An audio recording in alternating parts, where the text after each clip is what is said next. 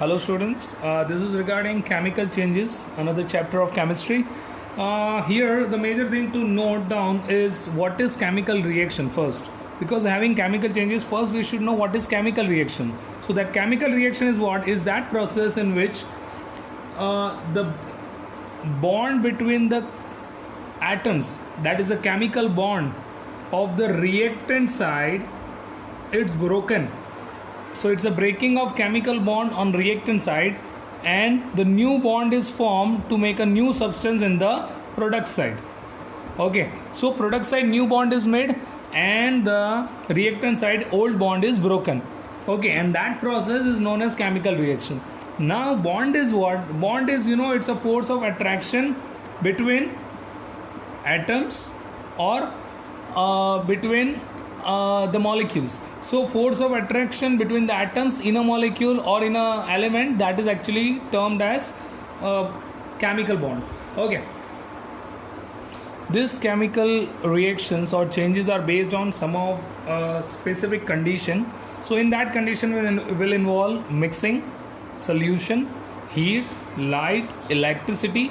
Other than that we can add pressure, catalyst, and all these are the different condition where the components are merged or somehow it is being broken, okay, to give a new product.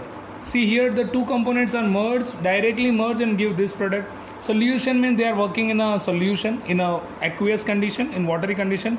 Here the component are being broken on passing heat. Here based on light, I think you know this reaction is a photosynthesis reaction, and this is the electrolysis reaction where electricity is being used for decomposition of the compound.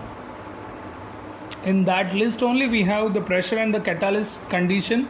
Like in this reaction, nitrogen hydrogen combine in a catalyst, that is finely divided ion Fe. Okay, and the pressure is given 200 to 900 atm. So both are reacted to form ammonia. So here pressure and catalyst together also are involved for having these chemical changes. When these reactions are occur, definitely we are depending on some observation. And observation might be either evolution of gases, like over here in the reaction how hydrogen gas is released. That hydrogen gas is having a sound, that is a pop sound. So in this on base of this chemical changes, one very specific question will be asked, that is named as what do you observe question. And in that they are asking you, they can ask you about the observation of this hydrogen gas. So hydrogen gas, that is it, actually you can write over there about its pop sound. Next is precipitate. Precipitation is that process, okay, insoluble salt is formed. So here you can see the insoluble salt AgCl is formed, which is having a observation curdy white precipitate. Same way color changes also we can observe in chemical reaction. So blue color copper sulfate here turns to green color ferrous sulfate. That change we have seen, okay. And the state also can be changed when chemical reactions occur. Both are gas, but when they react to form ammonium chloride, it is of solid state. So this is how we can see the chemical reaction or changes will be done or not. Now these four processes are the four processes that, or the four different type of chemical changes given over here, that is a direct combination, decomposition, displacement, and double decomposition, or it is even called as double displacement. A direct combination process or a synthesis process in which two or more components combine to form a single product or single substance. We can have an example like C plus O2 combined to form CO2 plus heat. Okay, so here we got a product that is CO2. Same way we can go with Fe plus S, FeS, ferrous sulfide. Okay, so this all reactions shows the direct combination where two or more components react to form a single substance. In one experiment, to have this direct combination, we are taking a substance that is lead sulfide and we are going to react it directly with oxygen. That means we are burning this lead sulfide, okay, by taking it in a test tube. So oxygen and lead sulfide will work together and it forms lead sulfate. Now color of lead sulfide, it is black, but when it reacts or oxidizes, the color turns to white. So here you can see, what do you observe question they can ask, what happened when lead sulfide is heated in the presence of oxygen. So what do you observe? White color lead sulfate. Same way you can have reaction of magnesium ribbon is there, like that ribbon is coming off magnesium. You can burn that ribbon. Okay, as the magnesium ribbon burn in the presence of oxygen, it forms MgO, and when it burns with a dazzling light. So here the observation you have, that is magnesium ribbon burns with the dazzling light. Even photosynthesis reaction is also coming under the synthesis process, as here two components are merged to form a glucose as a major component. Yeah, these are the extra or byproduct. We are not focusing on that. And based on the synthesizing of glucose, the word is used photosynthesis for this process. Now the process decomposition. Decomposition means breaking of a compound either into elements or into the simpler substance, and it will not return back to its major reactant. That means whatever compound is broken down, it won't be written back to the same compound. This is not possible. The new substance are formed, it's not reversible one. So breaking of a compound either into its element or into the simpler substance, okay, which do not combine to form the original compound, that is called as decomposition. And if it is done in the presence of heat, if this decomposition is done by heat, then it is known as thermal decomposition. Okay, now thermal decomposition, very simple example we have. Mercury oxide on heating, it divides into, or it forms Hg plus O2. Both are elements form over here. Okay, so you can see this component decompose and form both the elements. Okay, same way this decomposition can also be done in the presence of electricity. I think this one we have seen. When electricity is passed through water molecule, it divides into hydrogen gas and oxygen gas. These also two elements are formed over here. These two example in that, the first example or the reaction where potassium nitrate, it decomposes in presence of heat and it gives one another compound and one element, that is oxygen. That is a one molecule of oxygen. So here it divides into a compound and element, whereas over here it divides into two different compounds only, calcium oxide and carbon dioxide. So these all are a type of chemical reaction occurred in the under the heading that is decomposition. Now here the decomposition is shown based on the activity series, where potassium is the highest active metal and silver is the least one, and we'll observe what happened to their hydroxide, carbonate and nitrate. So hydroxide of potassium and sodium are stable. Same way the carbonate of potassium and sodium are also stable. Stable means they won't be decomposed easily. Okay, they'll be remain same only. Okay, but what happened to the nitrates? So we'll take example like potassium nitrate on heating. Just now we have seen it divides into KNO2 plus O2. So potassium nitrate or sodium nitrate can easily decompose just by providing a little heat.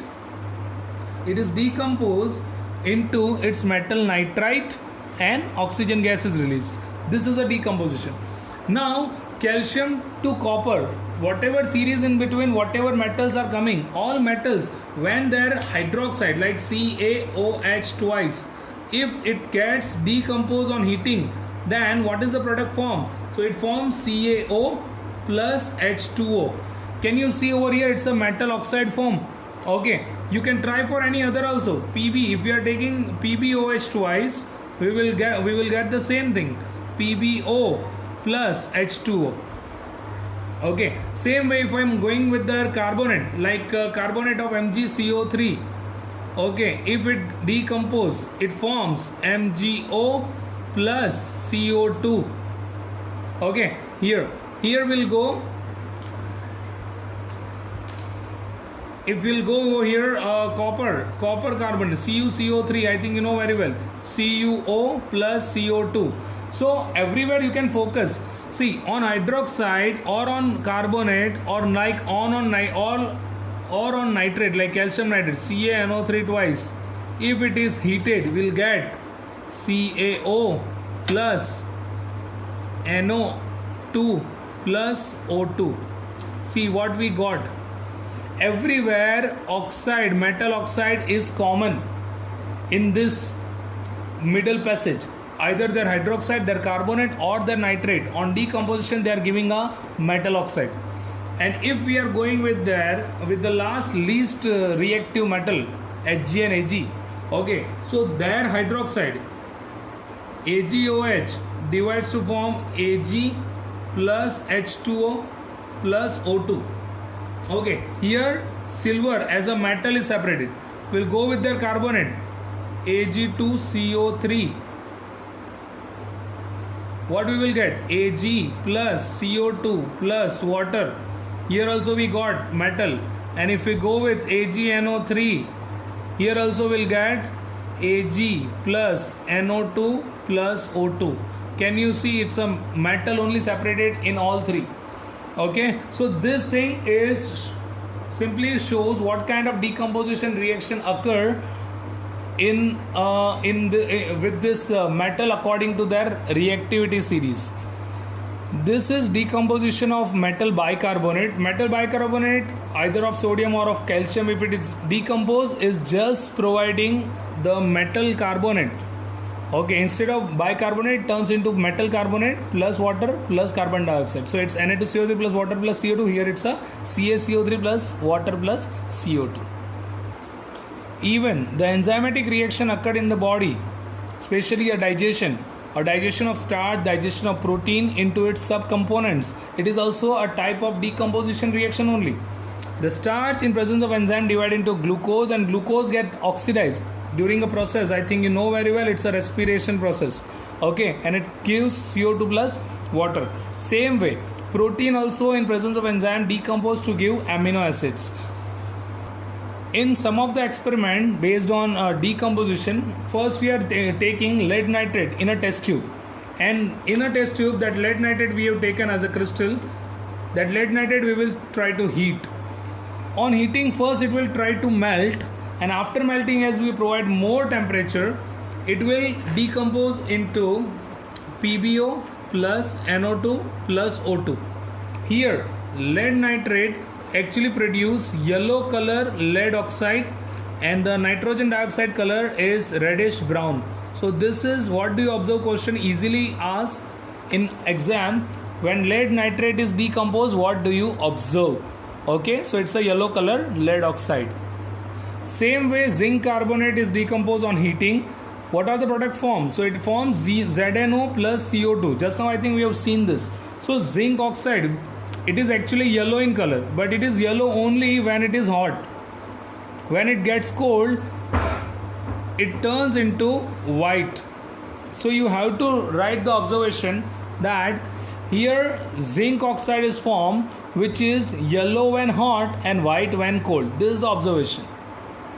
Same way, orange color ammonium dichromate on decomposition gives green color chromium oxide. This is also the what do you observe question only. Now the crystal of hydrated copper sulfate. The crystal of hydrated copper sulfate, it is taken in a test tube and it is heated from the bottom. Now as it is being heated, what happened? It gets decomposed into CuSO4 plus 5H2O. That means the water particle available in the crystal gets removed, so that the blue color crystal convert into white color powder. Keep in mind it's a crystal, and that crystal convert into powder. So as this water, if you want to see, after this heating, the water droplets as it is being condensed, it's observed over here. So this is the indication that this decomposition over there, the heat is the major part which removes the water impurity from this crystal. Now this reaction is having some special thing, and that is this reaction is reversible. Yeah, some of the reactions are there where after decomposition, if the decomposed component is reacted again, it forms a new product. So it is considered as a chemical changes, definitely. Okay, but it's not just coming only under decomposition. Okay, because reverse shows the synthesis process. Okay, so this is the reversible reaction I have shown. Now other than that, we have some reversible reaction like this. Iron, when it reacts with the hot steam, at that time it form Fe3O4 plus H2. Now this reaction is also reversible. If these reactions are reversible, then this reaction is specially coming under thermal dissociation. You know why thermal dissociation? Because this reaction ends with a mixture of reactant and product both.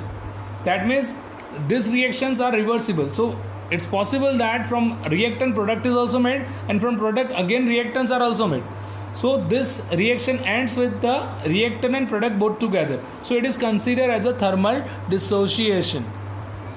These two reactions are also shows these two reactions show the major thermal dissociation reaction, because it's based on heating and cooling, and both the products are existed at the end of the reaction. Displacement is one of the very easy process in which the more active element displaces the less active element. That means according to activity series, the active element easily displaces that less active element from the compound. Like we have example Zn plus CuSO4. The reaction will be done in this way only, where these two components react. Okay, it will form ZnSO4 plus Cu. Why it is so? Zinc and copper. Out of that, zinc is more reactive. It displaces copper. Okay, and it will take a place of that, and it forms ZnSO4 and Cu will be separated. So it's a very simple reaction, okay, where more active element displaces the less active element. One more example for non-metal will go Ki plus Cl2. Cl is very active, so it will form KCl plus I2. So Cl displaces I2 and I2 came out. So this displacement shows that chlorine is more active and iodine is less active. Observation for the first reaction is a reddish brown color of copper, and for second reaction iodine, okay, it shows yellow brown. That is the color of iodine observed. So you can remember this observation for what do you observe questions. Now double decomposition reaction, where both the compounds get decomposed and they are forming a new compound by mutual exchange of the radicals. Now mutual exchange of radicals, for that this is the better example. AB plus CD gives AD plus CB. See what are the ions exchanged here? B reacted with C and A reacted with D. That means the exchange of ions will be done. We'll have a better example for this. We have AgNO3 plus NaCl. I think this example we have seen before. Consider A, B, C and this chlorine as a D. Now A and D will combine, so it will form AgCl, and C and B will combine, so it will form NaNO3. So this is the best and simple example of double decomposition. Double decompositions are of two types: precipitation and neutralization. You can see in both the reaction it's a double decomposition only, that is a mutual exchange of ions only. See why first is a precipitation, where insoluble salt is formed. I think you know this is a white curdy precipitate, or a curdy white precipitate of AgCl is formed. This thing we have done already. So AgNO3 HCl form AgCl as a precipitate. We'll have another example also. BaCl2 plus H2SO4 form BaSO4 and HCl. See over here, what is the observation for BaSO4? It is white. It is white precipitate. Okay. Same way, this another type of the double decomposition named as neutralization, based on acid and base reaction. This acid, this base react to form salt and water only. Yeah, I am more focusing on a word only. Then it is that reaction is called as neutralization. Okay, so reaction between acid and base form salt and water only is referred to as a neutralization reaction. Here also it's a mutual exchange only. See, H contain H plus, Cl contains Cl minus. These two radical. Here the radicals are Na plus and OH minus. Now see, H and OH form H2O and Na and Cl form NaCl. So this is also shows the neutralization reaction. Now there is the applicability of this neutralization in day-to-day life. Like sometime it's a bee sting is there. Okay, that bee sting at that time, adding formic acid in the body. Now formic acid is acidic in nature, which is being neutralized with the help of baking soda or slake lime. Slake lime is a calcium hydroxide. So with the help of this basic solution, we can easily neutralize the acidic effect of acidic effect of bee sting, that is a formic acid, in the body. These are also some of the other uses where if acidity is there, we are actually taking ENO. You know, ENO actually contain milk of magnesia. Okay, some of the hydroxide, some of the bases are there which are actually neutralizing the acidity in the body. Same way, acidic soil, it turns to basic soil or it turns to the neutral soil by using a basic fertilizer. If any cloth over there, acid is somehow spilled, then that acid stain can be removed, or effect of acid can be removed by using ammonia water, that is actually called as ammonium hydroxide. Every substance is having a fixed amount of stored energy, that is its potential energy, and that potential energy is actually called as chemical energy. We'll take any compound, it's having its specific potential energy which is stored in it, that is named as chemical energy. Now whenever chemical reactions are occurred, at that time either this energy is being lost or it is being used. That means either energy is absorbed or either energy is being released. Okay, based on releasing and absorbing of energy, the reactions are divided into exothermic and endothermic reaction. Now exothermic reaction where energy like heat, in the form of heat, is released. Kindly keep in mind it's released. And the reaction endothermic where energy in the form of heat, it is absorbed. So based on this two type, based on the energy, it divides into exothermic and endothermic reaction. These are some of the example of exothermic and endothermic reaction. Carbon and oxygen gas combine to form CO2 plus heat. Heat is released out. At the end, if you are writing heat, definitely that reaction is exothermic. Here methane, that is one of the fuel. That gas is burned in the presence of oxygen to release this two product and the heat. So it is exothermic. Ammonia formation over there, heat is required also and heat is released also. So might be you are confused, sir, whether to write exo or endothermic. If at the end of the reaction we are putting heat, then definitely that reaction is called as exothermic reaction. So we are actually telling, though a heat is required over there, but if heat is released at the end, it is considered as an exothermic process. On the other hand, endothermic reaction, carbon plus sulfur, carbon disulfide, N2 plus O2, over there NO is formed. See, in all these three reaction, heat is required. There is no heat release at the end. Okay, so I am just putting this type of reaction under the heading endothermic reaction. Here is a 1000 degree required. See, calcium carbonate to form CaO and CO2. So heat is only required, so it is coming under endothermic reaction.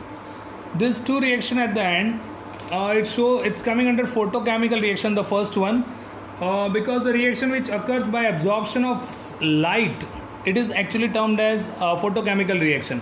Here carbon dioxide and water combine to form glucose. I think you know this process, photosynthesis, very well. Same way, AgNO3, it is also decomposed by having a sunlight, okay, and it divides into Ag plus NO2 plus O2. So it decomposes to form Ag plus NO2 plus O2. This is also coming under photochemical reaction. And the last one, electrochemical reaction, where electricity is absorbed. So this is the reaction where hydrogen and oxygen is formed. So this is the reaction coming under electrochemical reactions. Thank you all. This is all about the chapter 2. Thank you.